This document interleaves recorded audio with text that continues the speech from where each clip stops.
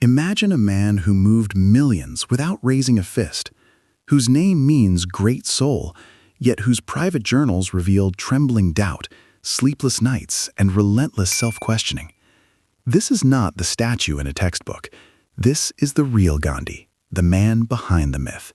And today you will discover stories almost no documentary has dared to tell. Born in 1869 in Porbandar, a quiet coastal town in India, young Mohandas was painfully shy. He once stole a tiny piece of gold from his brother's armlet to pay a debt. Guilt consumed him. He wrote a confession letter, signed it, and handed it to his father. His father did not shout. He wept. A single tear fell on the paper.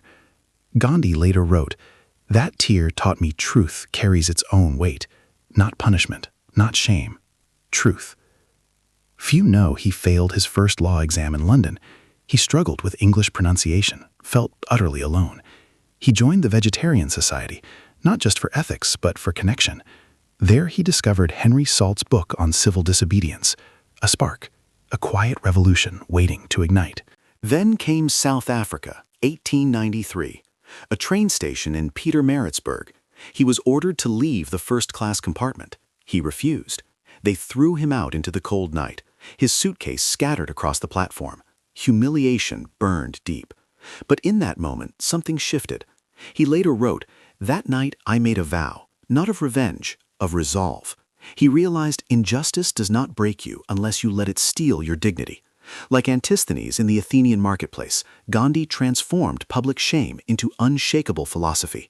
Satyagraha, the force of truth, was born not in comfort, but in collision. He returned to India not as a hero, but as a student of suffering. He walked barefoot through villages, spun thread daily, not as symbolism, but as meditation. Every rotation of the charkha strengthened his resolve.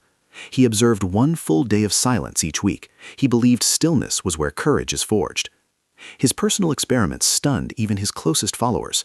For over 4 decades, he practiced celibacy, not as denial, but as spiritual discipline.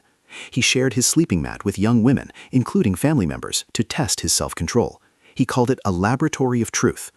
His own son, Hari Lal, rejected this path. He converted religions, changed his name, drifted into poverty. Gandhi wrote in his journal, "I have failed as a father." That raw vulnerability is rarely shown. It humanizes him. It reminds us greatness is not perfection. It is persistence through brokenness. Now let us speak clearly about Nazis and Gandhi. He never entered a concentration camp, but in 1939 and 1940 he wrote 2 letters addressed to Adolf Hitler. He opened with "Dear Friend." He urged him to choose compassion over conquest. The letters never reached their destination. When news of the Holocaust reached him, he was shattered. He suggested Jewish people practice nonviolent resistance, even at immense cost. This stance remains fiercely debated. Was it naive idealism or radical moral courage? We examine it without judgment, only context. Like Boethius writing Consolation of Philosophy in a dungeon facing death, Gandhi believed inner freedom cannot be imprisoned. External horror cannot extinguish inner truth. He corresponded deeply with Leo Tolstoy. Their letters shaped modern nonviolence. He inspired Martin Luther King Jr., who carried Gandhi's words in his pocket during the Montgomery bus boycott. He influenced Nelson Mandela, who said Gandhi was the first to teach us resistance without hatred. His ripple effect spans continents, centuries, movements. He was nominated for the Nobel Peace Prize 5 times. He never won. The committee later called it a historic regret. His assassin, Nathuram Godse, was once an admirer. Their final exchange, hours before the murder, was about prayer. Gandhi died whispering, "Hey Ram." Why does this matter today? You scroll through Outrage. Algorithms feed division. You feel pressured to react instantly. But Gandhi offers a different rhythm, a pause, a breath. He teaches that movement happens not in the frozen instant of overthinking, but in the space between stimulus and response. Like Zeno's arrow paradox, progress requires action, not endless analysis. Your next step matters more than your perfect plan. His life was not a flawless monument. It was a daily choice, to listen before reacting, to seek understanding before condemnation, to spin one more thread when hope felt thin. You came here expecting a story. You leave with a question. What truth are you willing to live even when no one is watching?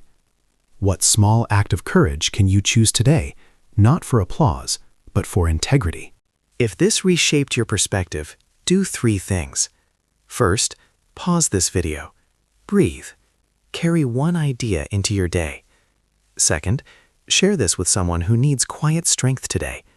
Third, subscribe and ring the bell. We explore forgotten stories that ignite modern courage. Thank you for watching.